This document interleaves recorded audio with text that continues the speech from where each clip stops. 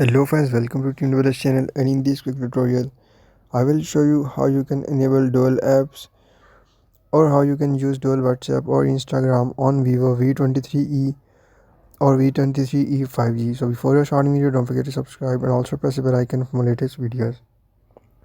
So to enable dual WhatsApp or dual applications or clone applications in Vivo V23e or Vivo V23e 5G, first of all you just need to go to settings.